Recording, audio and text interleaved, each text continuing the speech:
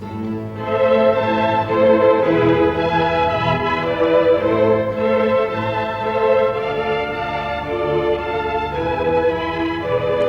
ne verrez pas son visage, car il n'aime pas qu'on lui fasse ce qu'il fait aux autres. Il a fallu ruser avec lui pour surprendre son image et sa pensée.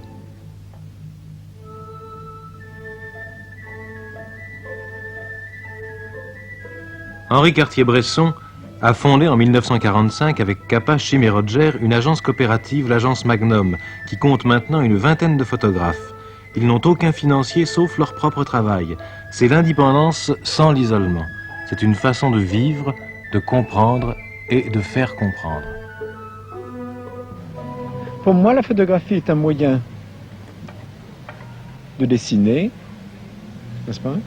Un moyen de tenir mon journal. Et dans le fond, si il n'y avait pas une exigence de communiquer, de montrer aux autres ce qu'on aime, ce qu'on n'aime pas, enfin de témoigner sur notre monde, sur notre époque, n'est-ce pas? Mais je m'amuserais tout autant si je n'avais pas de film dans l'appareil.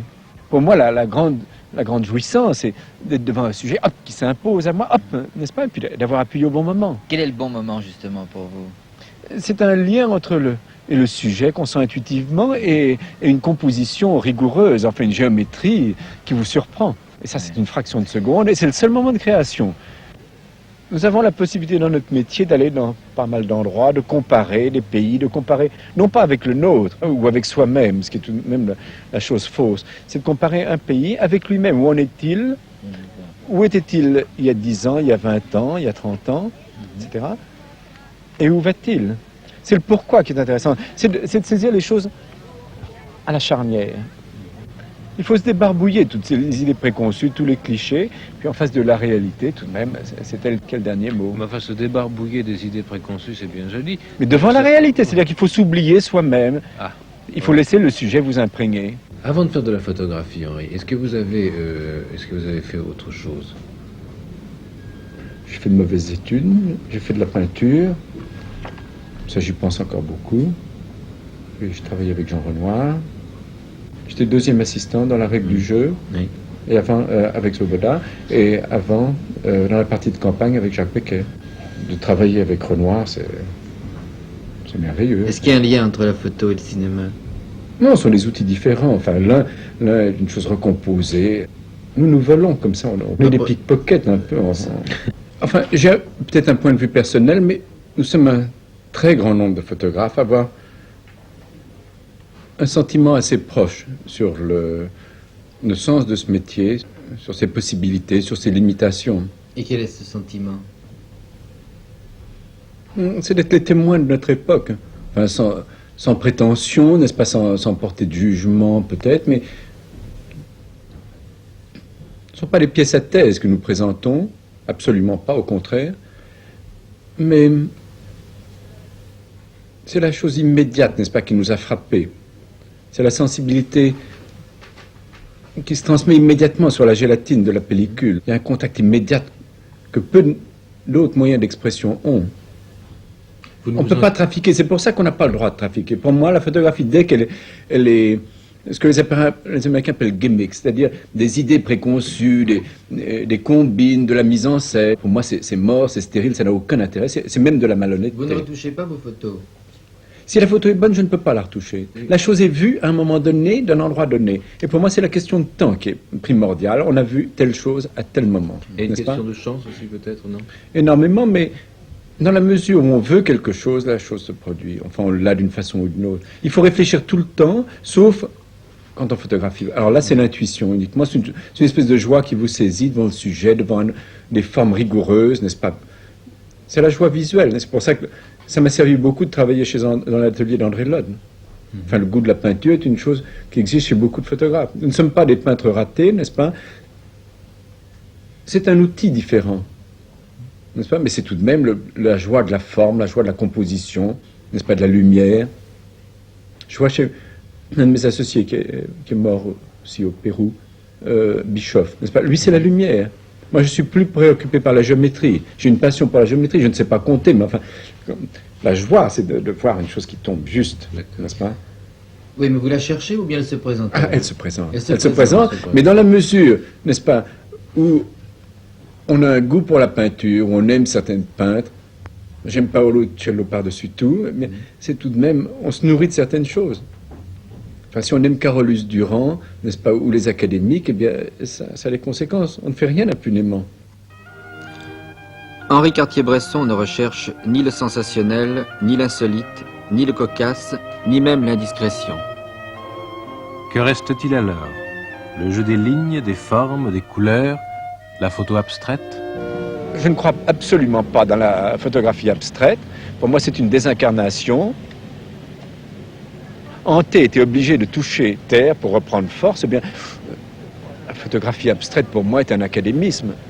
Venons-en à des exemples précis. Vous êtes allé en Chine il y a quelque temps. Qu'est-ce que vous avez vu en Chine? Vous avez pris des quantités de photos.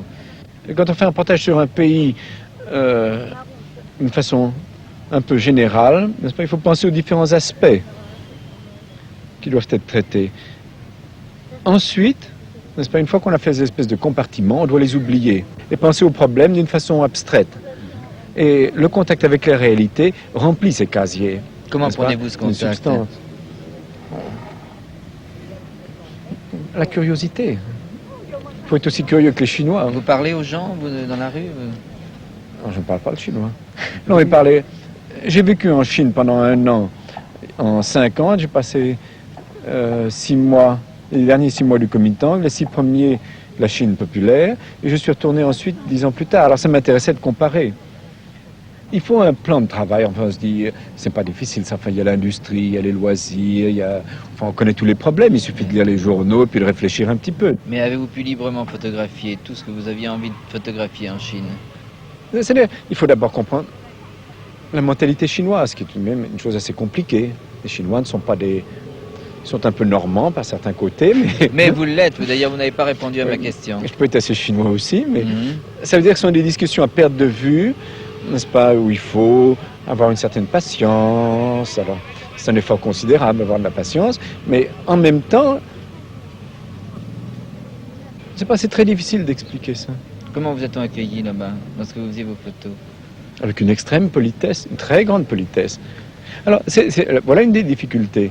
C'est que mon métier n'est pas un métier de gens très polis, n'est-ce pas? On m'a facilité énormément le travail dans les communes, dans tous les organismes officiels, mais j'ai expliqué aux Chinois que je m'intéressais à la réalité, c'est-à-dire ce qu'on voit sur le trottoir.